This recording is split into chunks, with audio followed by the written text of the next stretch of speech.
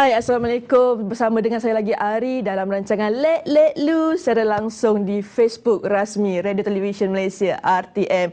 Dan kepada korang yang kat luar sana yang belum lagi like, subscribe, share Facebook rasmi dan juga Twitter, ada juga Instagram, korang boleh berbuat demikian sekarang. Okey, memandangkan kita masih lagi terkesan dengan tempoh Perintah Kawalan Pergerakan kan. Jadi kita perlulah menjaga sentiasa kita punya kebersihan, kita punya keselamatan dan juga jangan lupa untuk sentiasa basuh tangan dan mematuhi SOP yang ditetapkan oleh kerajaan. Jadi sepanjang tempoh PKP ni kita dapat lihat bagaimana wira-wira negara kita barisan hadapan bertungkus lumus berkorban masa, tenaga mereka untuk melindungi kita daripada COVID-19. Jadi bercakap pasal wira-wira negara ni, teringat pula kita baru saja menyambut Hari Jururawat pada 12 Mei lepas. Jadi saya ingin mengucapkan selamat Hari Jururawat kepada jurawat-jurawat di luar sana kerana anda adalah wira negara yang membantu melindungi kami daripada wabak COVID-19. Berbelik-belik dan nak buka puasa tak lama lagi dah. Dia macam itulah ceritanya. Jadi bila bercakap pasal wira, pasal hero, apa kaitan dia dengan tetamu kita hari ini? Nak tahu apa kaitan dia? Kita let lu. Kita tengok dulu klip ni.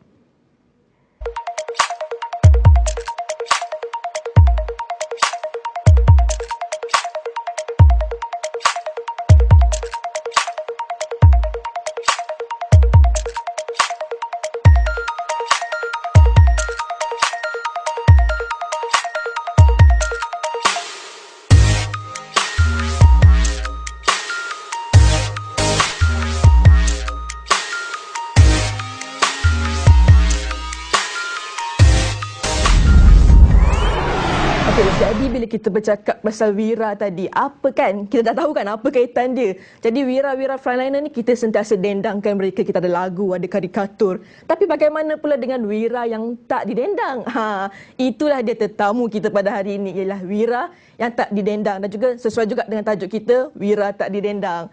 Jadi kali ni saya nak perkenalkan tetamu kita, Encik Reza Huzairi, yang merupakan bekas pesakit yang yang dikesan positif COVID-19 dan beliau telah dimasukkan ke Hospital Sungai Buloh pada 4 Mac 2020. Tapi beliau sekarang sudah pun sihat walafiat, sudah disahkan bebas daripada wabak. Jadi sebab itulah saya nak perkenalkan tetamu kita hari ini, Encik Reza Huzairi. Kat sini. Terima kasih saya ucapkan kepada Encik Reza yang sudi meluangkan masa bersama kita semua di Let Lu di RTM. Ya, terima kasih. Jadi apa khabar Encik Reza hari ini? Sihat walafiat? Alhamdulillah sihat. Daripada 14 sampai sekarang tu alhamdulillah sihat lah. Yang dah keluar kan. Alhamdulillah. Jadi Encik Reza boleh tak ceritakan serba sedikit pengalaman Encik Reza? Dia punya pengalaman kalau dalam proses tu, pengalaman kita nak kata pahit, manis tu semua ada lah. Kan? Pasal bila kita dapat tahu daripada awal yang kita pun tak sangka yang saya akan kena kan. Betul. Jadi kita rasa amat terkesan lah. Terkesan, kita rasa down, kita rasa depressed, macam-macam rasa ada lah masa tu. Sampailah kita dapat tahu, saya dapat tahu tu memang saya terduduk sekejap. Tapi pada masa yang sama kita pun terfikir dengan macam mana dengan family juga. Betul. Kan? Betul. Pasal kita di rumah. Kita berada di rumah, itu kita fikir pasal family. Lepas tu kita fikir juga berkenaan dengan pekerja-pekerja yang ada kan, pasal kita pun bekerja. Berbanyak benda bermain. Betul. Banyak benda kita fikir kan. Sampailah kita masuk ke dalam hospital. 3 hari lepas tu baru kita akan stable, emosi kita baru akan stable untuk kita berfikir secara orang kata lebih terbuka dan secara lebih luas lah. Okey. Jadi bagaimana dengan rutin harian Encik Reza sekarang selepas bebas daripada wabak COVID-19 ni? Ada perubahan ke? Nak berubah, memang betul berubah lah. Especially pasal bila ramai orang yang daripada berapa juta rakyat Malaysia yang ada, berapa ribu yang kena kan. Jadi yang ribu yang kena ni dia lebih berjaga-jaga. Kalau dah kena sekali kita tak nak masuk semula. Jadi rutin nak kata di rumah lebih kurang macam biasa. Cuma cara kita berinteraksi, cara kita di dalam rumah tu agak berbeza. Pasal macam saya terkena COVID-19. Saya positif masa itu. Dan seorang lagi yang kena, anak saya yang terkena. Dan anak saya yang paling bungsu pun terkena daripada saya lah. Kan? Yang lain, rumah saya semua ada 5 orang. Saya ada 3 anak semua dan juga isteri saya. Jadi isteri dan 2 lagi anak saya tak terkena. Kan? Tapi bayangkan pasal dalam satu rumah. Betul. Macam mana yang 3 lagi rasa lah. Tapi dengan cara penjarakan sosial yang ada daripada awal. Jadi saya rasa sebab itulah yang lagi 3 tak terkena. Perubahannya ada di situ. Dan sampai sekarang kami masih berjaga-jaga, basuh tangan lagi dalam rumah. Kan? Betul. Walaupun saya dan anak saya pun dah orang kata dah negatif hampir 2 bulan. Kan? Tapi perasaan tu masih ada supaya kita lebih berjaga-jaga. Ya, betul. Dalam masa sekarang lah kita kena sentiasa ambil langkah berjaga-jaga tu kan, tak nak bagi benda tu berulang kembali. Jadi kan Cik Reza, saya difahamkan Cik Reza ada buat pendermaan plasma darah kan? Betul. Jadi cuba Cik Reza ceritakan pula pengalaman yang pasal pendermaan plasma ni. Dan macam saya dalam Facebook saya cerita saya penderma pertama untuk tujuan COVID. Untuk tujuan dia masih research COVID untuk antibody COVID ni. Pasal penerbangan plasma bukan sesuatu yang baru. Sebelum ni sudah ada penerbangan plasma untuk sakit-sakit yang lain. Macam untuk orang kanser, untuk orang yang ada kebakaran, dia punya skin dia terbakar. Dan banyak lain lagi. Pasal dalam plasma ni mengandungi protein dan juga antibody. Sebab tu dia bukan pendermaan darah. Dia adalah pendermaan plasma. Pasal dia ambil plasma kita saja. Saya pun masa saya di offer untuk buat tu memang something yang baru juga saya. Saya pun tak tahu sebelum ni. Saya tak ramai rakyat Malaysia yang tahu. Betul. Jadi sebab tu bila saya dah buat pendermaan plasma, saya rasa saya perlu ke depan untuk supaya semua rakyat Malaysia tahu. Pasal penggunaan plasma ni amat penting. Especially untuk siapa yang memerlukan lah. Plasma tu pendermaan plasma ni di-offer ke saya masa selepas saya keluar daripada hospital. Jadi selepas kami keluar pun pihak KKM dan pihak hospital masih lagi berhubung dengan kita bekas pesakit kerana dia perlu bertanya kita punya khabar lah macam mana kita ada simptom lagi ke tak. Lepas tu saya buat ujian saringan pada 20 hari bulan dan doktor offer pada saya untuk kalau saya nak menderma. Menderma ni maksud kita bagilah.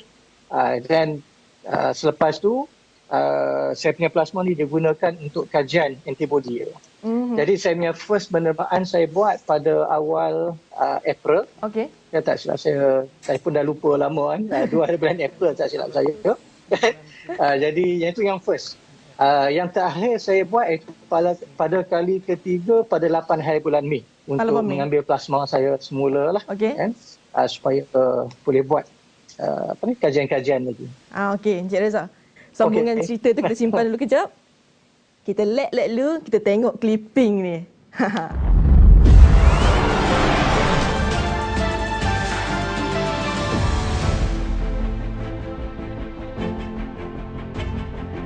Perjuangan kita belum selesai. Walaupun kes positif makin menurun, kes pulih makin meningkat, tetapi kami sebagai frontliner sentiasa bersedia. Kena fahami apa tugas kami di hospital ni, bagaimana cara kami nak menangani virus COVID ni supaya tidak menular ke luar. Mereka tu duduk di rumah.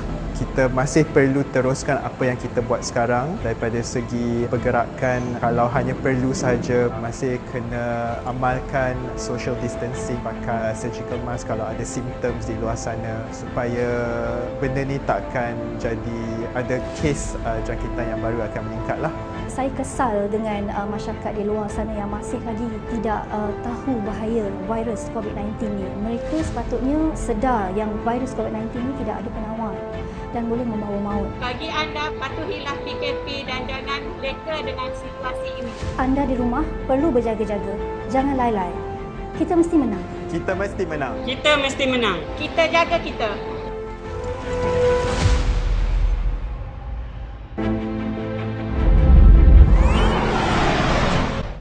Okey, tu dia clipping kita untuk episod kali ni. Ada lagi lepas ni, jangan pergi mana-mana. Relax lu. Kita nak sambung balik cerita daripada Encik Reza tadi. Macam mana tu Encik Reza? Berkenaan plasma Indonesia tadi kan. Ya, So betul. saya dah pergi kali ketiga setakat ni kan. So kali ketiga, kali kedua dia tak macam derma darah tau. Pasal kalau derma darah ni dia beri masa untuk you next punya pendermaan dalam 2 bulan, 2 ke 3 bulan. Tapi plasma ni setiap 2 minggu. 2 minggu, okey. Setiap 2 minggu. Jadi setiap 2 minggu selepas daripada yang first pendermaan, second pendermaan, so kali ketiga saya buat pada 8 hari bulan Mei lah. So setiap kali diambil, jumlah yang diambil bergantung kepada berat badan. Oh, okey. Jadi berat badan. Jadi berat badan saya sekarang 65 kilo. Jadi dia boleh ambil sebanyak 500 ml saja. Okey. Jadi saya tak tahu berapa banyak yang boleh maksimum boleh diambil. Tu saya tak pastilah. Tapi macam saya 500 ml pasal dia ada pengiraan-pengiraan dia. Supaya pasal bila diambil tu kemungkinan ada pederma yang akan berasa macam pening kan.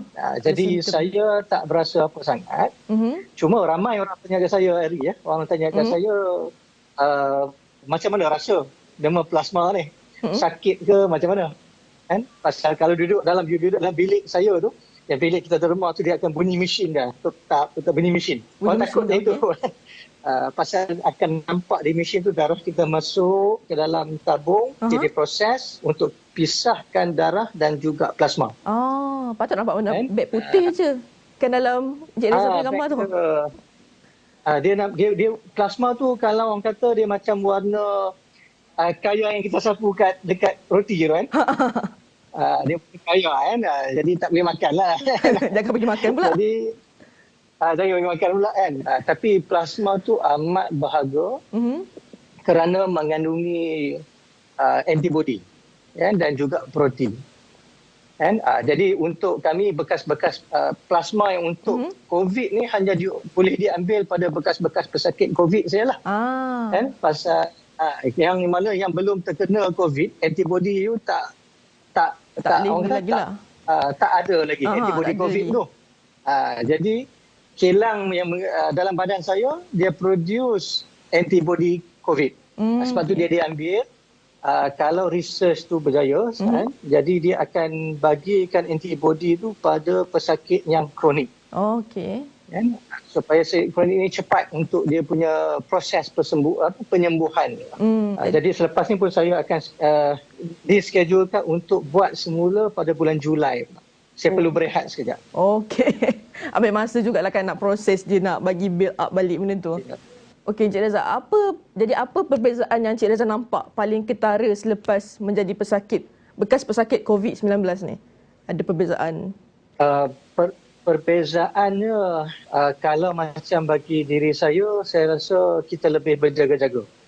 Apabila kita berada di luar dan juga bila kita berinteraksi secara depan dengan orang-orang lain. Jadi kita lebih berjaga-jaga, kita keep distance. Kita ada yang social distancing kan. Penjarakan sosial tu. Jadi kita lebih berjaga-jaga dan juga kita lebih berjaga-jaga terhadap orang kata kita punya kesihatan. Okey, betul. Jadi berat saya pun daripada sebelum dan juga masa saya kena tu lebih tinggi, sekarangnya lebih rendah. Okey. Kan, jadi kita lebih berjaga-jagalah pasal COVID ni macam kita tahulah. Kita tahu daripada daripada KKM, pengumuman KKM. Kata orang yang mempunyai sakit kronik ni lebih serius kalau dia kena. Betul. Kan? Lebih berisiko Berisiko yang lebih tinggi. Macam saya dipilih sebagai penderma tu pun kerana saya tak ada penyakit yang kronik. Dan saya tak mengambil ubat, ubat yang untuk masa yang panjang lah. Sebab tu saya dipilih untuk menjadi penerima plasma bagi COVID ni. Jadi dengan itu saya sendiri pun berasa yang saya nak keep saya punya health ni lebih, orang kata lebih berjaga-jaga. Supaya saya tak ada penyakit. Tak nak berulang balik Yang itu lah saya benda. rasa perbezaan.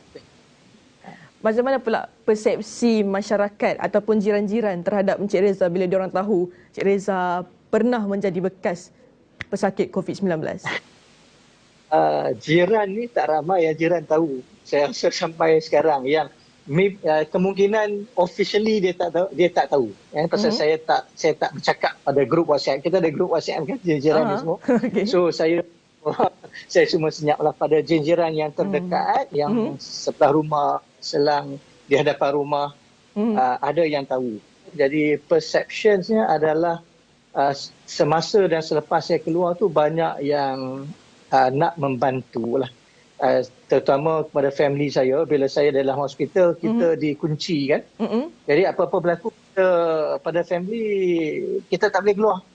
Kan? Jadi jiran sini offer lah, kata kalau perlu beli sebarang barang-barang keperluan, boleh cakap pada dia orang lah. So dia orang akan tolong berikan. Oh, baguslah jiran. Tapi jauh-jauh tak. Jiran yang tak suka membawang gitu bagus sebab setengah orang ni suka membawang. Let lu kita tengok clipping ni.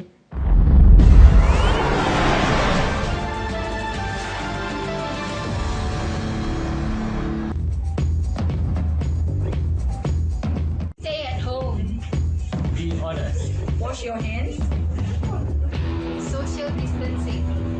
Spread the love. Not virus. Stay at work for you. You stay at home for us. Okey, nampaknya kan Encik Reza kira macam bertuah lah sebab jiran-jiran dia bukan jenis suka membawang. Kita dekat ramai luar sana jiran yang suka membawang. Jadi apa nasihat Encik Reza kepada mereka yang bekas pesakit COVID tapi kena berhadapan dengan yang suka membawang ni lah. Bulan puasa nak membawang. Apa nasihat Encik Reza? Saya rasa ada pesakit yang bekas pesakit yang mengalami yang lebih teruk daripada saya. Ada jiran yang mengenepikan, dan saya pun ada support untuk bekas pesakit-pesakit. Jadi kita perlu membantu. Macam saya pesakit pun saya membantu juga. Jadi saya boleh masuk support grup yang lain supaya emosi kita tak terganggu. Kadang-kadang membawang hari kan, pasti yang terganggu kita punya emosi. Itulah physically kita tak terganggu kan. Betul-betul. Macam saja kami membantu daripada segi emosi. Okey. Jadi bagi bekas-bekas pesakit yang sudah terkena dan juga bila dah balik ke rumah tu, emosi perlu dijaga betul-betul. Betul. Kerana daripada emosi tu kita akan boleh gambarkan melalui kita punya fizikal. Kita akan lebih bila kita down, bila kita rasa down, jadi physically kita akan tunjuk jadi saya memang betul-betul sekarang selepas saya keluar pun saya betul-betul jaga emosi saya lah supaya kita lebih stable dan bila kita stable penyakit pun tak akan datang. Jadi memandangkan Cik Reza pun kira macam Wira juga ke macam mana? Apa perasaan? Saya rasa the frontliners lebih pada hero lah. Kami ni menyumbang daripada sideline lebih pada sukarelawan ya. Saya berasa saya one of the sukarelawan. Pasal kita sukarela kita beri kita yang darah. Saya sukarelawan. Jadi frontliner ni lebih ke depan. Dan frontliner lebih pasal frontliner ni dia lebih ke depan, maksudnya adalah dia bersama-sama dengan pesakit. Tapi saya rasa kita terpanggil untuk membantu frontliner supaya dia ni menjadi satu orang kata hope kepada orang lah. Dan juga bila kita beri benda ini, orang rasa lebih ada hope-nya untuk mengubati dan juga kita dapat menolong pesakit-pesakit yang kita dengar ada yang teruk kan, ada yang yalah kita kalau boleh kita tak nak ada yang meninggal dunia, supaya benda ni menjadi perangsang kepada pesakit-pesakit ni untuk terus terus bersemangat, dapat lebih kuat, semangat dan lebih kuat. Jadi apa pula ucapan Encik Reza sempena Hari Jururawat yang baru sahaja? Teruskan jihad anda, kerana bagi saya ini satu jihad. Anda bersama dengan pesakit bukan satu yang mudah. Jadi teruskan kerana anda telah melakukan yang terbaik untuk negara. Tu dia. Okey. Baiklah Encik Reza, terima kasih diucapkan kepada Encik Reza kerana sudi meluangkan masa bersama kami di Let Lu di televisyen terus di Radio Television Malaysia. Berada di sana, jangan lupa untuk menonton kami lagi minggu hadapan pada waktu yang sama, pada masa yang sama, di tempat yang sama, itu di Facebook Radio Television Malaysia. Dan jangan lupa untuk like, subscribe, share Facebook, Twitter, YouTube RTM. Jangan lupa juga untuk download RTM Mobile, aplikasi yang membolehkan anda menonton RTM di mana jua. Jadi kalau ada sebarang cadangan, penambahbaikan, korang boleh emailkan ke letletlu@rtm.gov.my. Jadi terima kasih kerana menonton. Kita jumpa lagi dalam episod seterusnya. Assalamualaikum. Bye-bye.